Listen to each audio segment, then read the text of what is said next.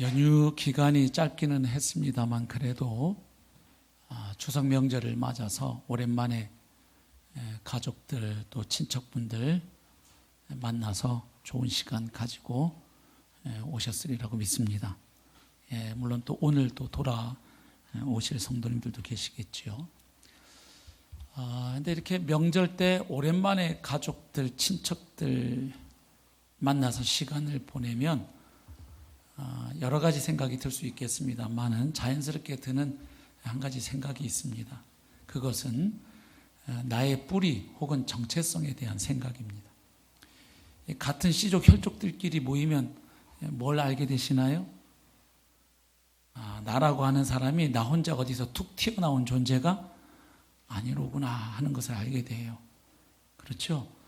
나하고 비슷하게 생긴 사람들이 많이 있구나. 외모와 체형이 비슷하고 말투와 정서도 비슷해요. 그래서 같은 조상을 두고 있다는 게 이런 거구나. 그 유전자라는 게 참 무섭네 이런 생각해요. 제가 고등학생 때 용돈을 모아서 당시 유행하던 조다시 청바지를 하나 샀는데 참 그렇게 청바지를 입어도 태가 안 납니까? 엉덩이가 뚱뚱하고 다리가 짧으니까 태가 안 나서 하루 입고 안 입었어요. 친구들이 넌 어떻게 조다시를 입어도 자세가 안 나온다 이러더라고요. 제가 그 이유를 부산 가서 알았어요. 이렇게 고모님들하고 다 만나보니까 이게 유전자로구나. 다들 비슷하게 생기셨더라고요.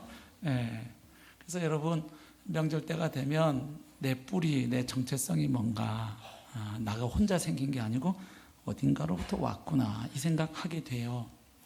그런데 그리스도인들의 경우에는 한 가지 생각을 더 하게 됩니다.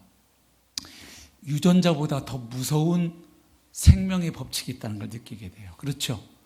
반가운 혈족이고 가족인데 이상하게 그리스도의 생명이 있는 사람과 없는 사람 사이에는 어쩔 수 없는 그 한계가 있다는 것을 알게 되죠.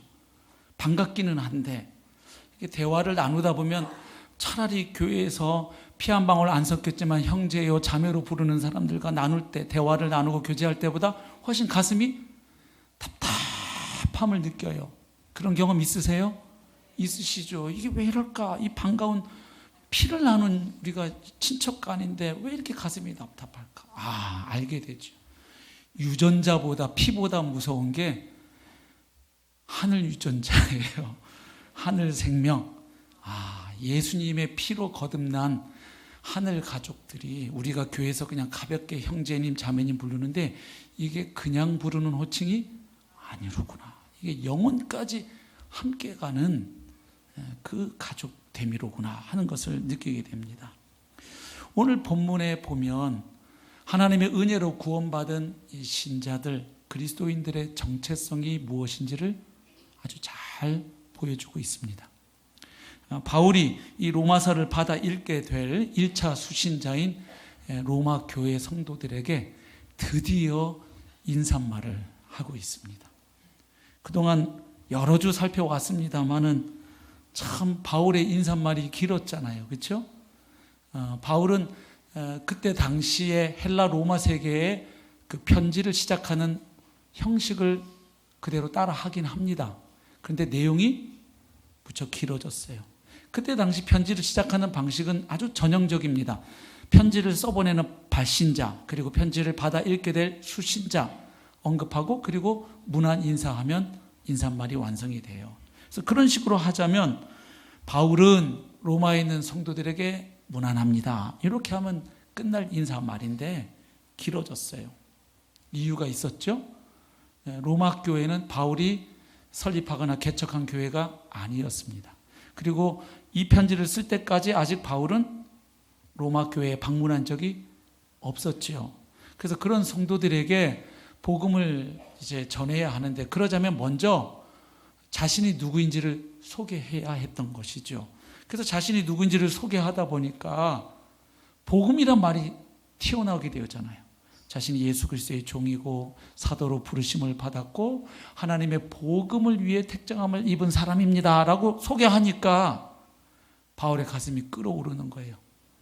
왜냐하면 바울은 그의 인생과 사역이 온통 복음을 중심으로 이루어진 사람이에요. 그러니까 복음이라는 단어가 튀어나오는 순간 이게 또 가슴이 뜨거워지는 거예요. 뒤에서 복음에 대해서 자세하게 풀어 설명할 거면서도 인사만 하면서 그냥 저는 복음을 위해 택함 받은 사람입니다 하니까 또 그 복음이 말이죠 이러면서 말이 또 붙는 거예요.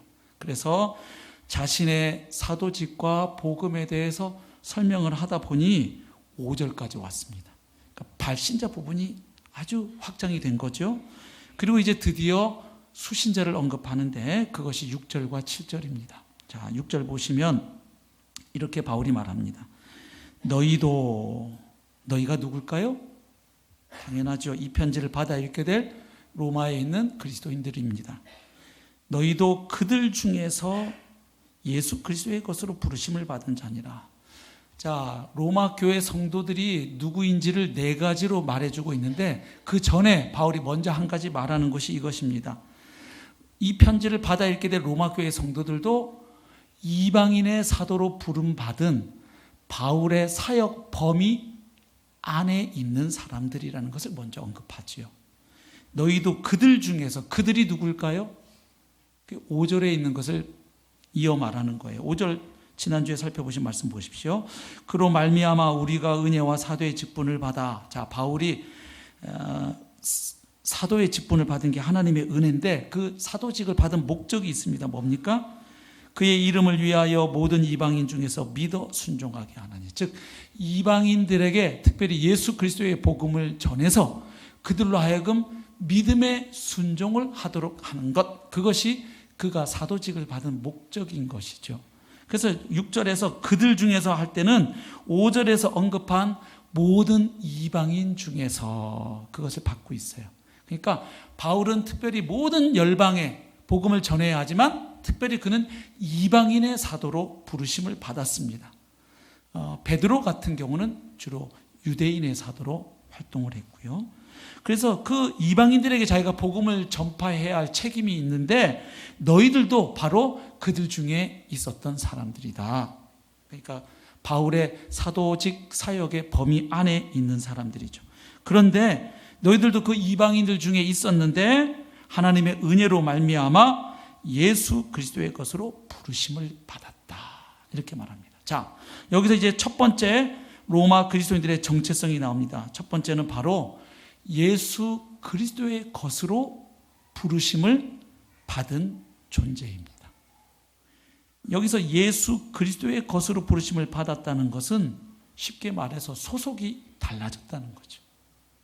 이제 예수 그리스도께 속하기 위해, 소속되기 위해 부르심을 받았다는 이야기입니다. 그러니까 소속이 달라졌다는 거예요. 즉 신자는 더 이상 우리 자신에게 속해 있는 사람들이 아닙니다. 또한 옛 시대의 지배자들이었던 죄와 사탄에게 속해 있는 자들도 아니라는 거예요. 그리스도인들은 이제 주 예수 그리스도의 것입니다. 아멘이시죠? 그래서 범사에 주님께 무릎을 꿇고 순종함으로 그분의 이름에 합당한 영광과 존귀를 돌려야 마땅한 자들인 거죠. 그래서 지금 한마디로 말하면 부르심을 받았다. 예수 그리스도께 속하기 위해 부르심을 받았다. 이 말은 하나님의 부르심을 받은 자라는 거죠. 여기 예수 그리스도의 것으로 부르심을 받았다는 의미는 예수 그리스도로부터 부르심을 받았다는 의미라기보다는 하나님에 의해서 예수 그리스도께 속하도록 부르심을 받았다. 이런 의미입니다. 그래서 여기 수동태 동사에 함축된 주어가 하나님이라고 볼 수 있습니다. 그래서 그들은 복음을 통해서 예수 그리스도를 하나님의 아들로 믿고 주로 믿어 그리고 그분께 순종해서 그분의 백성으로 부르심을 받은 존재인 거죠. 근데 하나님이 왜 부르셨을까요?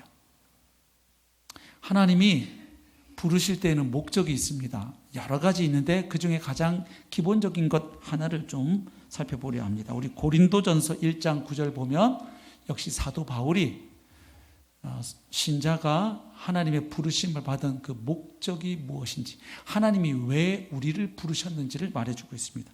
한번 같이 읽어보실까요? 고린도전서 1장 9절 말씀 시작. 너희를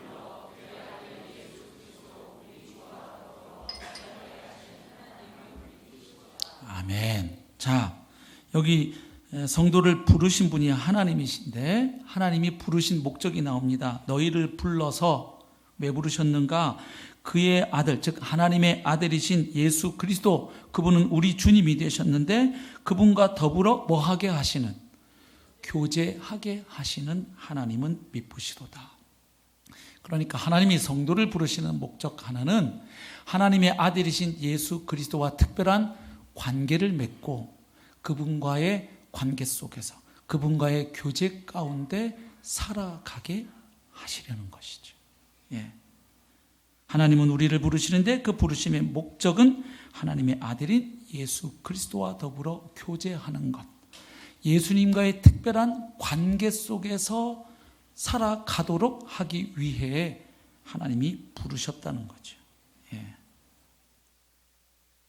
그래서 예수 그리스도의 것으로 부르셨다, 예수 그리스도의 소유로 부르셨다, 예수 그리스도께 속하기 위해 부르셨다, 이 말의 의미는 우리가 예수 그리스도께 속해서 이제는 그분과 더불어 교제를 누리도록 하나님이 부르셨다. 예, 이런 의미가 되는 것이죠.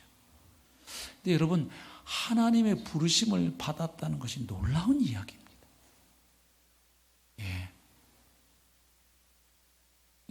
이게 누가 우리를 불러주느냐에 따라서 인생이 많이 달라져요. 그렇죠? 예, 뭐 요즘은 대통령이 불러도 잘 안 응한다고 해요. 하도 청문회가 힘들어서 신변이 탈탈 털리기 때문에 옛날에는 그냥 국가의 부르심이 있으면 그냥 영광이자고 막 달라들었는데 요즘은 그렇게 많이들 피한다고 합니다. 그러나 하나님의 부르심은 얘기가 다른 거예요. 예.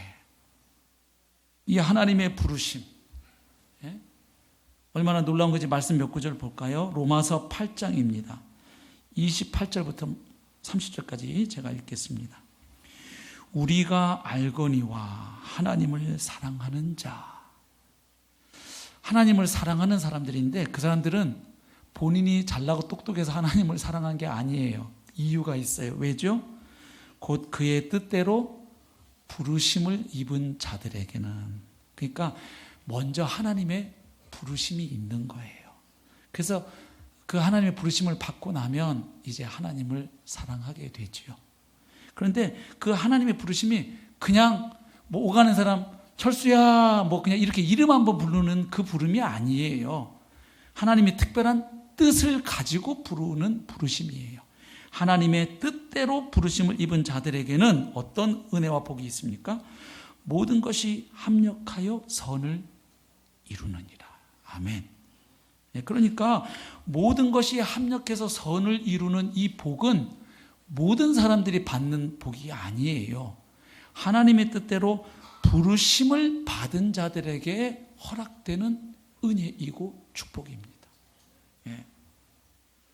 하나님이 미리 아신 자들을 또한 그 아들의 형상을 본받게 하기 위하여 미리 정하셨으니 이는 그로 많은 형제 중에서 맏아들이 되게 하려 하심이니라. 또 미리 정하신 그들을 또한 부르시고, 그러니까 여기 말하는 하나님의 부르심이 그냥 가볍게 이름 한번 부르는 부름이 아니에요. 미리 정하신 그들을, 하나님이 예정하신 그들을 부르시고, 굉장히 그 무거운 부르심이에요. 부르신 그들을 또한 의롭다 하시고, 의롭다 하신 그들을 또한 영화롭게 하셨느니라. 여러분, 하나님은 모든 사람을 의롭게 하시지는 않습니다. 그러나 부르신 모든 사람을 의롭게 하십니다. 예, 그러니까 여기 하나님의 부르심이 얼마나 중요한 것인지를 알 수 있어요. 예, 모든 사람이 의롭게 될 수 있는 길은 열려 있죠. 예수 그리스도의 복음이죠. 그것을 믿을 때, 예수 그리스도를 믿을 때 은혜로 구원받죠. 그런데 모든 사람이 또 다 구원받지는 않잖아요. 길은 다 열려 있는데 모든 사람이 복음을 깨닫거나 복음을 믿지는 않죠, 여러분. 네. 그래서 여기 지금 하나님의 부르심이 상당히 특별하고 중요하다는 것을 알게 되죠. 예. 여러분들이 복음을 통해서 하나님의 자녀로 부르심을 받으셨나요? 아멘? 그것이 놀라운 은혜요, 축복입니다. 왜 그런지 아세요? 고린도전서 말씀 보면 더 분명해져요. 고린도전서 1장 23절, 우리는 십자가에 못 박힌 그리스도를 전하니. 자, 십자가에 못 박힌 그리스도의 복음, 바울이 전했던 복음이죠. 근데 이 복음을 전하는데 이 복음이 모든 사람이 쉽게 수긍하고 받아들일 만한 소식 혹은 메시지가 아니에요. 사람들이 볼 때 상당히 받아들이기 어렵다는 거예요. 그 이유가 있습니다. 유대인에게는 이 복음이 거리끼는 것이요, 스칸달론. 이 단어에서 스캔들이라는 단어가 나왔죠. 스칸달론은 장애물을 말해요. 걸려 넘어지게 하는 돌덩어리입니다. 예. 잘 걸어가던 사람 걸려 넘어지게 하는 장애물이에요. 왜죠? 유대인들은 신명기 21장 23절 말씀을 잘 알아요. 나무에 달린 자마다 하나님의 저주를 받은 자라는 그 말씀을 알고 있습니다. 그런데 나무에 달려서 하나님의 저주를 받고 죽은 나사렛 예수가 그리스도이시다, 메시아이시다, 구원자이시다, 이거 받아들이기 너무 어려웠던 거예요. 예, 그래서 이 복음, 십자가의 복음은 유대인에게는 거리끼는 것이고 또한 이방인에게는 미련한 것이로되, 그리스 로마 신화를 떠올려 보세요. 많은 신들이 있죠. 제우스도 있고 바카스 신도 있고, 그렇죠? 비너스 신도 나오고. 그런데 신이 서열이 높아질수록 권력이 세요. 아니, 그런데 그 사람들의 그런 세계관으로 볼 때 온 우주 만물을 창조하신 창조주의 아들이 인간을 구원하러 오셨는데 자기가 만든 피조물들 손에 붙잡혀서 발가벗겨진 채 나무에 달려 죽었어요, 사형수로. 그런데 알고 봤더니 그분이 구원자라는 거예요. 얼마나 미련해 보였겠어요. 예? 자기가 지은 인생들 손에 붙잡혀 죽은 사람이 인생들을 구원하러 오신 구원자다. 얼마나 미련해 보였겠습니까? 예. 그런데 오직 부르심을 받은 자들에게는, 그런데 희한하게 하나님의 부르심을 받은 사람들에게는 이 십자가에 못 박힌 예수 그리스도의 복음이 어떻게 깨달아진다는 겁니까? 유대인이나 헬라인이나 그리스도는 하나님의 능력이요 하나님의 지혜니라. 아멘. 그러니까 복음을 통해서 하나님은 모든 인생들을 부르시죠. 죄에서 돌이켜 하나님께로 나아오라고 부르십니다. 그런데 모든 사람들이 유효한 부르심을 받는 건 아니에요. 모든 사람들에게 복음이 열려 있는데 그 중에 어떤 사람들은 하나님의 구원으로 이끌어지는 그 유효한 부르심. 그래서 이 신학책에 보면 유효소명 뭐 이런 말 써요. 유효한, 효력이 있는 하나님의 부르심이 있다는 거예요. 그래서 이 하나님의 그 부르심에는 능력이 있습니다. 그냥 오다 가다 그냥 이름 한번 불러주는 게 아니고 그 사람을 하나님의 자녀로, 하나님의 언약 백성으로, 예수 그리스도의 소유로 불러주시는 부르심이기 때문이에요. 그 사람들을 부르셔서 의롭다고 하시고 그들을 영화롭게 하시는 부르심이기 때문입니다. 예. 고린도 후서 4장 4절부터 6절 보십시오. 여러분이 복음을 통해서 부르심 받은 게 얼마나 놀라운 은혜인지를 다시 생각해 볼 수 있습니다. 그 중에 이 세상의 신이 마귀를 가리키죠. 믿지 아니하는 자들의 마음을 혼미하게 하여. 마귀가 하는 일 가운데 하나는 불신자들의 마음을 혼미하게 하는 겁니다. 왜요? 목적이 있습니다. 그리스도의 영광의 복음의 광채가 비치지 못하게 함이니. 그러니까 마귀가 하는 일은 인생들이 예수 그리스도의 복음을 못 듣게 하는 게 1번 일이에요. 2번은 들어도 못 깨닫게 하거나 못 믿게 하는 일이죠. 그리스도의 영광의 복음의 광채가 비치지 못하게 함이니 그리스도는 하나님의 형상이니라. 우리는 우리를 전파하는 것이 아니라 오직 그리스도 예수의 주 되신 것과, 그래서 사람들을 하나님께로 부르기 위해서 먼저 부르심 받은 자들이 해야 될 일은 그리스도의 복음을 전파하는 거죠. 오직 그리스도 예수의 주 되신 것과 또 예수를 위하여 우리가 너희의 종된 것을 전파함이라. 그런데 이 복음을 통해서 구원받는 사람들이 있거든요. 왜 그 일이 가능합니까? 그 다음을 보면 알 수 있죠. 어두운 데에 빛이 빛이라 말씀하셨던 그 하나님께서 천지 창조할 때 하나님이 처음에 빛이 있으라 할 때 그 흑암 가운데 빛이 나왔죠. 그 하나님이 예수 그리스도의 얼굴에 있는 하나님의 영광을 아는 빛을 우리 마음에 비추셨느니라. 그러니까 하나님께서 부르시는 사람들은 그 복음을 들을 때 그 복음 자체이신 예수 그리스도, 그분이 바로 하나님의 영광이고 하나님의 형상이심을, 그래서 그리스도의 얼굴에 있는 그 하나님의 영광을 발견하고 깨닫게 된다는 거예요. 그래서 자신을 위해 죽으시고 부활하신 예수님, 승천하셔서 보혜사 성령을 보내신 예수님, 그리고 이제 하나님의 때가 되면 약속하신 대로 다시 오실 그 예수님을 그리스도로, 그리고 주님으로, 왕으로 믿고 고백하게 된다는 거예요. 할렐루야. 그러니 이 부르심이 얼마나 놀라운 은혜인가요? 예. 그래서 여기에서 바울이 말하는 부르심은 복음을 통해서 모든 사람들을 하나님께로 부르시는 그 보편적인 복음의 부르심, 선교의 부르심이 아니고 하나님이 특별히 불러서 이제 그 복음을 듣고 예수 그리스도를 믿어서 은혜로 구원받게 해주시는 바로 그 유효소명, 하나님의 자녀가 되게 하시는 그 효력이 있는, 능력이 있는 그 부르심을 말하고 있는 거예요. 그래서 지금 바울은 로마 교회 성도들이 바로 이렇게 하나님의 은혜로 말미암아 예수 그리스도께 소속된 사람들이 되었다. 너희는 바로 하나님의 부르심으로 인해서 예수 그리스도께 속한 자가 되었다. 너희는 더 이상 너희 자신의 것도 아니고 마귀의 것도 아니고 죄에 속한 자가 아니라 바로 예수 그리스도께 속한 자들이 되었다. 그렇게 선포하고 있는 것이죠.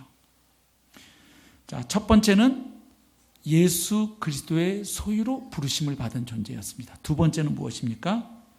하나님의 사랑하심을 받은 존재입니다. 예. 여러분, 우리가 이 세상을 살 때 사랑받고 사랑하는 일 너무 중요하죠. 예. 특별히 아이로 태어나서 맨 처음에 경험해야 될 것이 바로 부모님의 사랑이죠.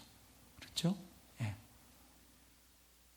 그런데 부모님의 사랑보다 더 중요한 게 하나님의 사랑입니다. 예. 왜냐하면 나를 창조하신 창조주이시기 때문입니다. 그리고 마지막에 모든 것을 심판하실 심판주이시기 때문입니다. 그래서 그분의 사랑을 받는다는 것은 너무 놀라운 거예요. 예, 집에 태어났는데 부모님의 사랑을 못 받는 아이를 생각해 보세요. 얼마나 비참해요. 학교에 갔는데 선생님의 사랑을 못 받아, 미움을 받아. 예, 지난 수요예배 때 우리 노전사님 설교 중에 그 얘기 하셨죠? 초등학교 때 3년 동안 같은 선생님 만나는 바람에 그때 인생은 잿빛 인생이었다고, 그죠? 제가 이름도 기억하는데 이모 선생님인데 제가 방송으로 나가서 말을 못하겠습니다. 예. 예. 그 선생님이 자기를 그렇게 미워해서 자기가 다른 애들보다 키가 머리 하나 커서 그런가 보다 했더니 지금 생각해보니 엄마가 뭐를 안 찔러줘서 그런 것 같다, 뭐 이런 얘기를 했는데, 그래서 아무튼 초등학교 시절은 돌아가고 싶지 않은 시절, 선생님에게 사랑을 못 받아도 그렇게 인생이 꼬여요. 군대 가서 지휘관이나 고참들한테 찍히면 군생활이 꼬입니다. 이 남자분들 이게 뭔 말인지 바로 아시죠? 예. 별명 하나 붙으면 안 돼요. 고문관 뭐 이거 딱 붙여지는 순간 군생활 아주 어려워집니다. 애로사항이 많아져요. 회사에 들어갔는데 사장님한테 찍혔다. 힘들어지겠죠. 예. 근데 창조주이고 심판주이신 하나님에게 미움을 받는다, 혹은 그분에게 사랑을 받는다, 이건 엄청나게 중요한 이야기입니다. 예. 그래서 하나님의 사랑을 받는다는 게 특별하고, 또 한 가지는 하나님의 사랑이 놀라운 사랑이기 때문에 특별한 거예요. 하나님의 사랑이 어떤 사랑입니까? 우리 로마서 5장 8절 한번 같이 읽어보실까요? 시작. 우리가 아직 죄인 되었을 때에 그리스도께서 우리를 위하여 죽으심으로 하나님께서 우리에 대한 자기의 사랑을 확증하셨느니라. 아멘. 하나님의 사랑은 확증된 사랑입니다. 그렇죠?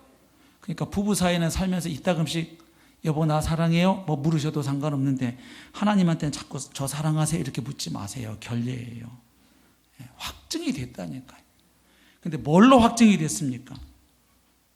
하나님이 자기 아들을 십자가에 내어주심으로 확증된 사랑이에요. 더 놀라운 것은 그 사랑을 언제 나타내 보여주셨냐는 거예요. 언제입니까? 우리가 죄인 되었을 때. 그러니까 죄인 되었을 때요. 하나님께 이쁜 짓 할 때가 아니라는 거예요. 죄인 되었을 때고 하나님과 원수 되었을 때입니다. 놀라운 사랑이에요. 하나님 찾지 않고 하나님 거부하고 하나님 부정하고 하나님 없는 것처럼 내 인생에 준 나인 것처럼 살 때 하나님의 사랑이 나타났어요. 요한일서 4장에도 비슷한 말씀이 나옵니다. 하나님의 사랑이 우리에게 이렇게 나타난 바 되었나니. 그러니까 하나님의 사랑은 나타나는 사랑이에요. 그냥 마음속으로 사랑하고 알지. 그럼 우리가 어떻게 알아요? 그렇죠? 사랑은 표현돼야 사랑이죠. 나타난 바 되었으니 하나님이 자기의 독생자를 세상에 보내심은 그로 말미암아 우리를 살리려 하심이라. 사랑은 여기 있으니 우리가 하나님을 사랑한 것이 아니요 하나님이 우리를 사랑하사. 그래서 하나님 사랑은 먼저 사랑이에요. 우리가 그분을 사랑하니까 그분도 우리를 사랑해 주신 사랑이 아니고 그분이 일방적으로 먼저 우리를 사랑해 주셨어요. 먼저 사랑. 우리 죄를 속하기 위하여 화목제물로 그 아들을 보내셨습니다.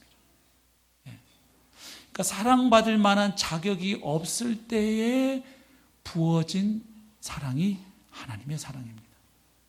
그리고 또 하나 놀라운 게 있어요. 그런데 이 사랑이 얼마나 놀라운지 끝까지 가는 사랑이에요. 끝까지 사랑이에요. 로마서 8장 38절 한번 같이 읽어보실까요? 믿음을 가지고 시작. 내가 확신하노니 사망이나 생명이나 천사들이나 권세자들이나 현재일이나 장래일이나 능력이나 높음이나 깊음이나 다른 어떤 피조물이라도 우리를 우리 주 그리스도 예수 안에 있는 하나님의 사랑에서 끊을 수 없으리라. 아멘. 끊을 수 없는 사랑. 인간들의 사랑은 변하지요. 그래서 영화 대사에 보면 사랑이 변해가는 걸 보고 남자 배우가 한마디 외치잖아요. 사랑이 어떻게 변할 수가 있어. 변할 수가 있지요. 그러니까 그렇게 호화로운 결혼식을 했던 배우들이 헤어지잖아요. 결혼식장 신랑 신부 입장할 때 어느 남자 어느 여자가 우리 부부가 살면서 헤어질 거라고 그 상상을 하며 들어서는 신랑 신부가 세상에 어디가 있겠어요. 다른 사람들은 몰라도 우리 커플만큼은 아주 진짜 검은 물이 팥불이 될 때까지 정말 끝까지 서로 배신하지 않고 끝까지 그 사랑할 거라고 다 믿고 기대하고 입장하는 거 아니에요. 근데 살다 보면 왜 식냐고요.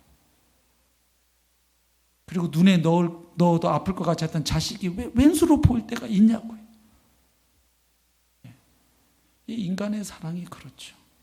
식기도 하고 변질되기도 하고 사랑하기도 하고 사라지기도 하고. 그래서 헐리우드 영화 보면 그 남녀 커플들이 자주 하는 대사가 있어요. 이제 나는 당신을 더 이상 사랑하지 않아요. 그러니 우리 이제 그만 헤어져요. 그리고 딴 여자 만나고 딴 남자 만났는데 또 한 2년 지나면 똑같은 대사를 또 해야 돼요. 참, 네. 인간의 사랑은 참 허약한 사랑이지요. 네. 그래도 인간 세상에서 제일 하나님 사랑에 근접한 게 부모님 사랑인데 부모님 사랑도 한계가 있어요. 자식이 계속 말 안 듣고 미운 짓 하면 너를 그냥 호적에서 파버린다 이런 말이 나와요.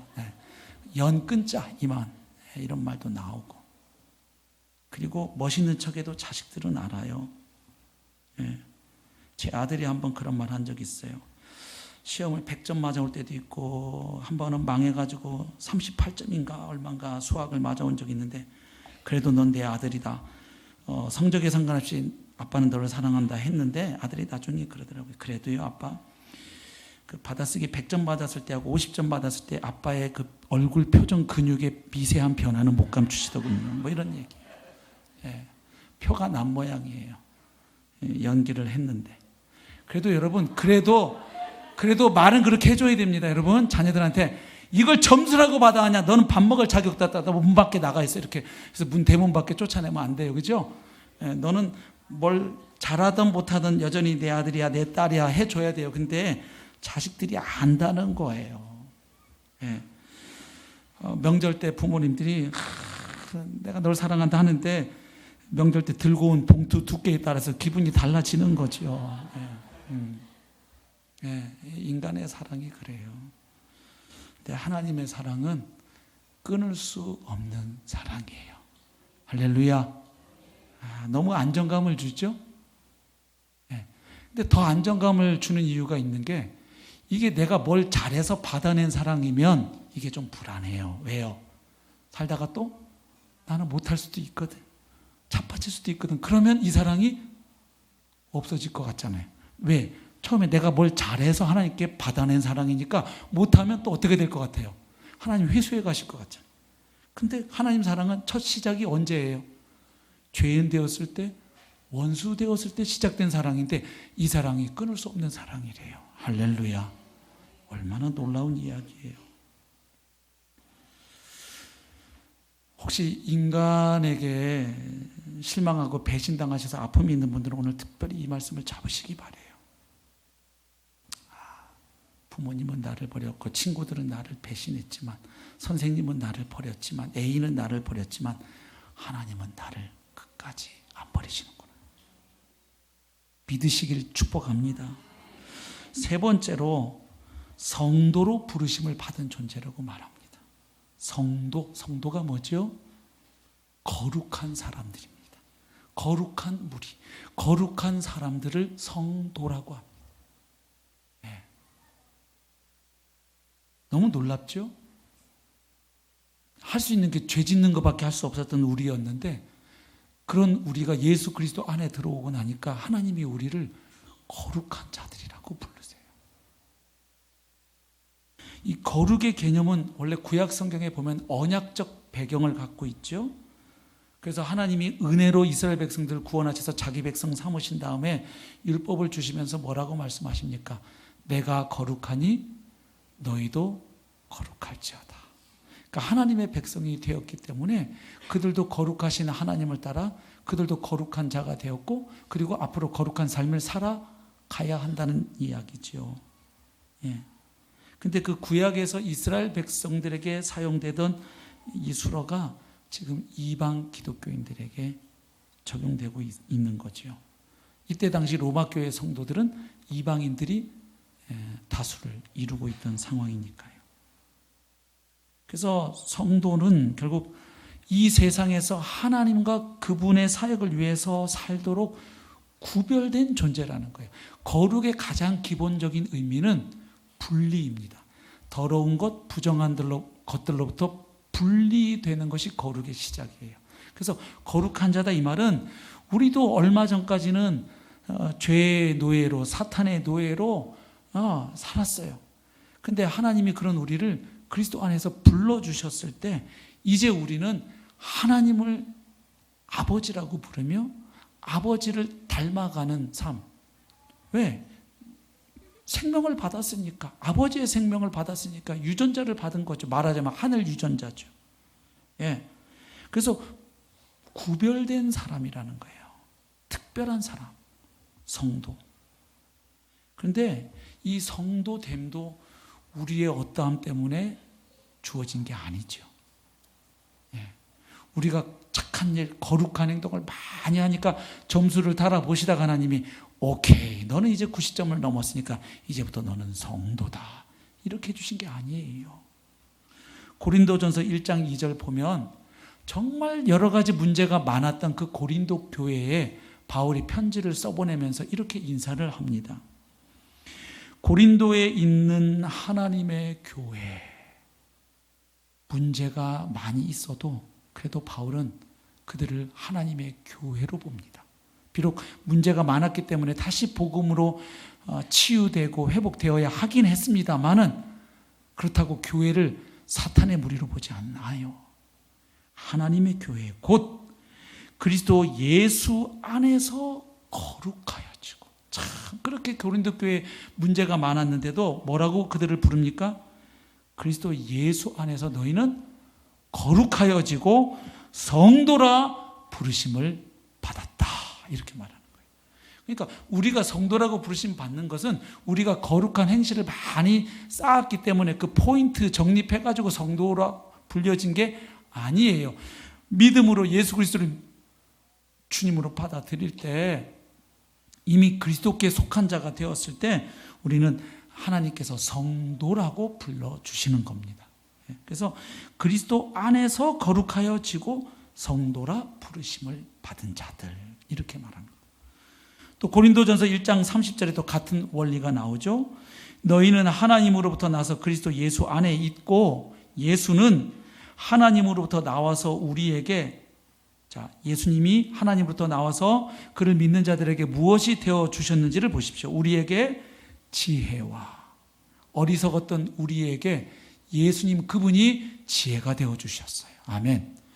의로움과, 더럽고 부정했던 우리가 의롭게 되었어요. 누구 때문에? 예수님 때문에. 그 다음 거룩함과 구원함이 되셨으니. 그러니까 우리의 어떠함 때문에, 우리의 성취나 공로 때문에 거룩해진 것이 아니에요. 역시 하나님의 은혜로 말미암아 성도라 일컬음을 받는 것입니다.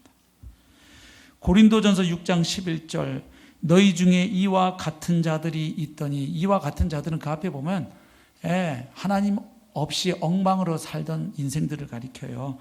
그런 자들이 있었는데, 하나님의 진노를 받아 마땅한 사람들이었는데 주 예수 그리스도의 이름과 우리 하나님의 성령 안에서 뭘 받았습니까? 씻음과, 그 더러운 것들을 깨끗하게 주의 보혈로 씻어주시고 거룩함과 의롭다 하심을 받았느니라.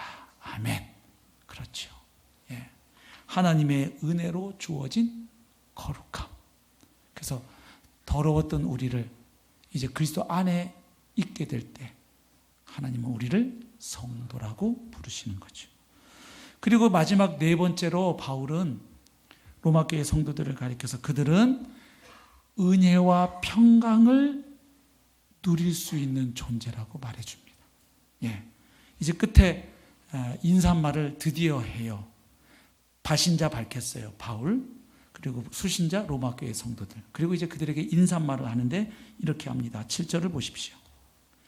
로마에서 하나님의 사랑하심을 받고 성도로 부르심을 받은 모든 자에게 하나님 우리 아버지와 주 예수 그리스도로부터 뭐가 있기를? 은혜와 평강이 있기를 원하노라. 아멘. 여기 은혜와 평강이 있기를 원한다는 것은 단순한 그저 인사말이 아니에요. 이것은 축복의 말이에요. 너희에게 이런 복이 있기를 기원한다, 기도한다, 이런 말인 거죠. 근데 많고 많은 축복의 내용이 있을 터인데 바울이 두 가지를 언급하고 있습니다. 두 가지. 뭐죠? 은혜와 평강입니다. 근데 이 은혜와 평강이 바울이 그냥 아무렇게나 생각나는 단어 두 개를 툭 이렇게 던진 게 아닙니다. 굉장히 주의 깊게 선택한 단어인 것을 여러 각도에서 알 수 있어요. 우선 헬라적 요소와 히브리적 요소가 결합되었다고 볼 수 있어요. 여기 은혜라고 하는 말은 당시에 헬라인들이 편지 인사말에 자주 쓰던 카이레인이라고 하는 단어가 있는데 그 카이레인을 바울이 카리스라는 말로 바꿔 썼어요. 그래서 기독교적인 의미를 담아냈어요. 복음적인 의미를. 그래서 헬라인들이 자주 쓰던 인사 카이레인을 카리스, 은혜라고 호칭하고 있고요. 그 다음에 히브리 사람들이 주고받던 인사가 샬롬인데 평강이죠. 근데 그 히브리어 샬롬을 헬라어로 번역한 것이 오늘 본문에 나오는 에이레네입니다.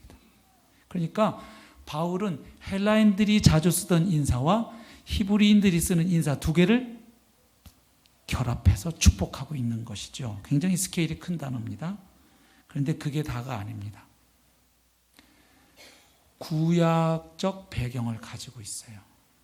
구약 민수기에 보면 하나님이 이제 제사장들에게 명하시는 내용이 하나 있습니다. 그게 뭐냐면 제사장들의 일이 많잖아요. 근데 그 중에 하나는 이스라엘 백성들을 축복해야 할 책임이 있어요. 근데 그때 이런 내용으로 축복하라고 하나님이 말씀하시는 내용입니다. 민수기 6장 24절입니다. 제사장들이 이렇게 축복하라는 거예요. 이스라엘 백성들을. 여호와는 내게 복을 주시고 너를 지키시기를 원하며 여호와는 그의 얼굴을 내게 비추사 은혜 베푸시기를 원하며. 뭐가 나오죠? 은혜가 나와요. 그 다음 여호와는 그 얼굴을 내게로 향하여 드사 뭐 주시기를? 평강 주시기를 원하노라. 아멘. 여기 은혜와 평강이 나오죠. 그러니까 제사장들이 이스라엘 백성들을 축복할 때 빌어야 됐던 내용이 뭐와 뭡니까? 은혜와 평강이에요. 근데 바울이 그 단어를 다시 쓰고 있는데 여기는 이유가 있죠. 바로 제사장들이 축복했던 은혜와 평강이 누구로 말미암아 이제 우리들에게 가능해졌다는 이야기입니까? 예수 그리스도로 말미암아. 예. 그래서 이 종말론적인 구원을 표현하고 있는 거예요. 은혜로 말미암아서 하나님께 나아가는 통로가 열린 겁니다. 아멘. 죄인인 우리가 거룩하신 하나님께 나아갈 수가 없어요. 하나님의 진노 아래 있기 때문이에요. 그런데 우리가 그 거룩하신 하나님께 나아갈 수 있을 뿐만 아니라 그분을 아빠, 아버지라고 기탄 없이 부를 수 있는 이유는 바로 은혜로 말미암아 그 통로가 열렸기 때문이에요. 은혜가 무엇입니까? 받을 자격이 도무지 없는 사람에게 하나님의 일방적인 호의와 선물이 주어지는 것, 베풀어지는 것을 말하는 거예요. 예. 그리고 그 하나님의 은혜로 인해서 생겨나는 결과물이 평강이에요. 평강. 왜요? 하나님의 은혜로 인해서 원수되었던 하나님과 우리 사이 화목하게 되고, 그리고 그 은혜를 경험한 사람들은 유대인, 이방인, 서로 원수였던 사람들도 이제 어떻게 되니까? 평강하게 되니까. 그리스도 안에서 새로운 한 몸을 이루게 되기 때문이죠. 그래서 하나님의 은혜가 나타나는 곳에는 평화로운 새로운 질서가 수립되는 것입니다. 예. 그리고 로마서 전체에서 말하고 있는 것이 은혜와 평강이에요. 로마서 앞부분에서 가장 많이 바울이 언급하는 복음의 진리는 뭡니까? 유대인이나 이방인이나 할 것 없이 모든 사람은 다 하나님 앞에 죄인이다. 그러나 하나님께서 은혜를 베푸셔서 예수 그리스도를 십자가의 화목제물로 내어주셨기 때문에 이제는 유대인, 이방인 할 것 없이 모든 죄인들이 예수 그리스도를 믿어 은혜로 구원받는다. 은혜에 대한 이야기예요. 그렇죠? 이신칭의 오직 믿음으로 말미암아 구원받는다. 의롭게 된다. 이거야말로 하나님의 은혜죠. 그런가 하면 뒷부분에는 뭘 강조합니까? 이 복음을 깨달은 자들은 유대인, 이방인 이제 더 이상 원수지간이 아니고 서로 화평하고, 그리고 그리스도 안에서 연약한 자, 강한 자가 서로 비난하고 판단하고 정죄할 사이가 아니고 서로를 용납하고 받고 사랑하고 섬겨야 될 관계라는 것을 뒷부분에 이야기해요. 그게 뭡니까? 평강이죠. 평강. 그래서 여기 지금 바울이 건네고 있는 은혜와 평강이라는 축복, 이 인사말은 그저 그냥 생각나는 두 단어를 아무렇게나 가볍게 던진 것이 아니고 로마서에서 핵심으로 다루어지고 있는 내용들인 것이. 그래서 그 내용을 가지고 지금 바울이 인사말을 하는 거예요. 너희들은 이미 하나님의 은혜를 받은 자인데 계속해서 이 은혜와 평강의 축복이 너희들에게 함께 하기를 내가 축복합니다. 이렇게 지금 인사하고 있는 것입니다.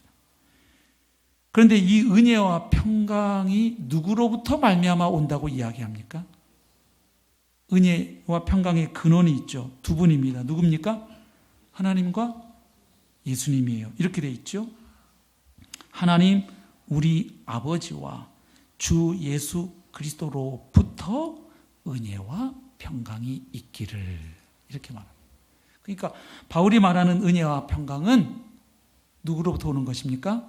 하나님 아버지께로부터, 그리고 우리의 주 되신 예수 그리스도께로부터 오는 은혜와 평강입니다. 그래서 결국 바울이 빌고 있는 은혜와 평강은 전제가 있는 거예요. 단서가 있는 거예요. 어떤 거죠?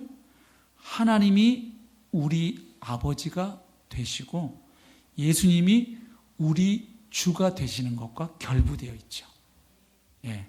그러니까 하나님이 내 아빠가 되시고 예수님이 나의 주가 되신 사람들에게 이런 은혜와 평강이 이미 주어졌을 뿐만 아니라 계속해서 더 풍성하게 부어지기를 바울은 축복하는 거죠. 예. 바로 그런 사람들, 하나님이 아빠가 되시고 예수님이 주가 되신 그 사람들에게 놀라운 은혜와 평강이 있는 줄로 믿습니다.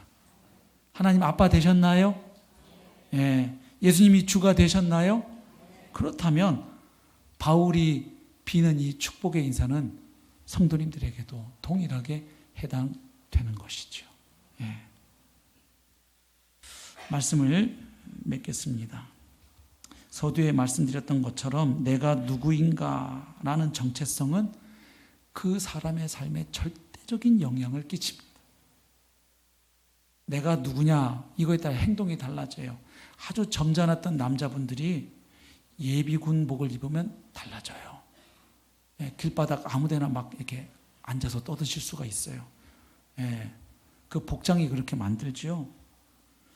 그래서 역사 가운데 이걸 잘 보여주는 이야기가 하나 있는데 헬라 제국을 이루었던 알렉산더 대왕 아시죠? 이 알렉산더 대왕 휘하에 공교롭게도 왕하고 똑같은 이름을 가진 병사가 하나 있었다는 거예요. 그 병사의 이름이 뭘까요? 알렉산더예요. 근데 이게 참 묘한 것이 알렉산더 대왕은 얼마나 그 용맹스러운 왕이에요. 그 30대의 나이에 세계를 호령했잖아요. 그런데 이 알렉산더라고 하는 병사는 세상에 둘도 없는 겁쟁이였대요. 그래서 다른 병사들로부터 놀림을 많이 받았대요. 왜 군대에 왔냐고. 예, 그렇게 겁이 많은데. 근데 이 사실을 알게 된 거예요, 알렉산더 대왕이. 그래서 하루는 그 병사를 불러서 이렇게 말했다고 하는 것이죠. 알렉산더야, 너는 이름을 바꾸던가 용감한 병사가 되든가 둘 중에 하나를 선택해라. 자기하고 똑같은 이름인데 너무 겁쟁이니까 한마디로 말하면 이름에 걸맞는 삶을 살라는 거예요. 이름값 하라는 거예요. 오늘 저와 이름표는 뭡니까? 예수 그리스도의 소유, 하나님의 사랑받는 자, 성도, 은혜와 평강의 축복을 받고 누릴 수 있는 자, 이게 우리의 이름표예요. 그래서 내가 누구다 하는 이 각성과 자기 인식에 따라서 사람은 자기 인생을 설계하고 살아가게 되는 법입니다. 오늘 하나님의 말씀에 의해서 내가 누구인지를 다시 한번 규정하고 확신할 수 있기를 축복합니다. 예, 이 세상은요, 네가 졸업한 학교가 너를 말해준다. 네가 살고 있는 집이 너를 말해줘. 이렇게 우리에게 속삭여요. 예, 네가 끌고 다니는 자동차가 너를 말해준다. 네가 자주 만나 밥 먹는 사람이 네가 누구인지를 설명한다. 세상은 우리에게 계속 그렇게 세뇌합니다. 하나님 말씀은 달라요. 그래서 우리가 하나님 말씀 앞에 자주 서야 돼요. 그렇지 않으면 어느 틈엔가 또 세상이 말하는 그 거짓말을 진짜로 믿게 되고, 하나님이 주신 진리의 말씀은 마치 사실이 아닌 것처럼 성경책에나 써있는 그저 활자로 남는 수가 많아요. 오늘 다시 한번 이 하나님의 규정을 믿음으로 취하실 수 있기를 축복합니다. 우리는 하나님의 부르심을 받고 하나님의 사랑을 받은 자입니다. 지금도 받고 있는 자입니다. 그래서 이 정체성을 깨닫게 되면 이 정체성이 우리를 이끌어가는 삶의 색깔 혹은 삶의 결이 있어요. 첫 번째는 당당함이에요. 왜요? 부모님은 나를 버릴 수 있고, 친구들은 나를 배신할 수 있고, 세상은 나를 무시 조롱할 수 있을지 몰라도, 예? 특히 명절 때 스트레스 많잖아요. 우리 젊은이들 명절 때 집에 가기 싫대요. 왜? 가면 꼭 어른들이 평소에는 관심 1도 없다가 꼭 명절 때 만나면 언제부터 그렇게 나를 좋아하셨는지 묻는다잖아요, 어른들이. 너 어느 회사 다니냐? 너 회사 취업했냐 안 했냐? 너 결혼 언제 할 거냐? 예. 너 돈 얼마 모았냐? 뭐 이런 거. 제일 듣기 싫은 소리래요, 젊은 사람들이. 예. 애인이 있냐? 아니, 뭐 속이라도 좀 해주든가. 하나도 안 해주면서 꼭 그렇게 물어싸요, 명절 때. 그렇죠? 예. 당당한 거예요. 창조주이신 하나님이 나를 부르셨다. 나를 사랑하신다. 끝까지 사랑하신다. 예. 이거 얼마나 당당하게 해줘요. 하나님이 나를 귀하게 여기신다. 얼만큼? 자기 아들을 십자가에 잡을 만큼. 그 정도로 하나님은 나를 귀하게 여기신다. 그리고 보혜사 성령을 보내주셨다. 당당하죠?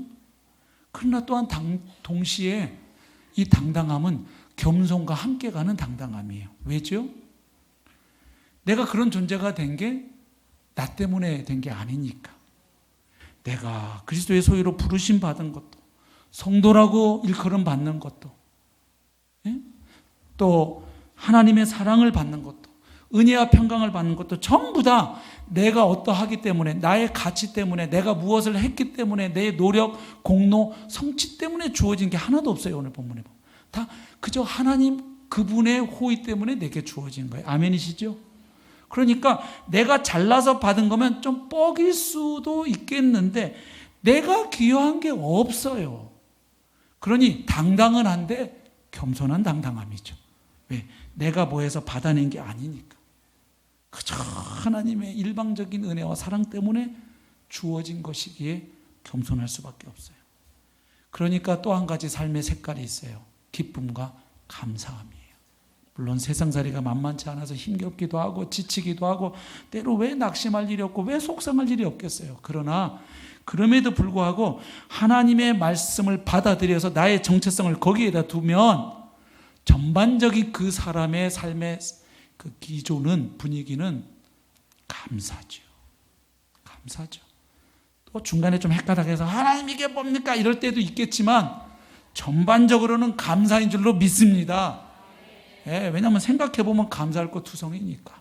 내게 주어진 것 중에 은혜 아닌 것이 하나도 없으니까 말이죠. 그래서 다시 이제 또 명절을 마치고 일상의 자리로 우리가 돌아가는데 성경 말씀의 기초에서 나의 정체성을 삼고 당당함으로, 겸손함으로, 기쁨과 감사함으로 한 주간 살아내시기를 주님의 이름으로 축복합니다. 함께 찬양하겠습니다. 주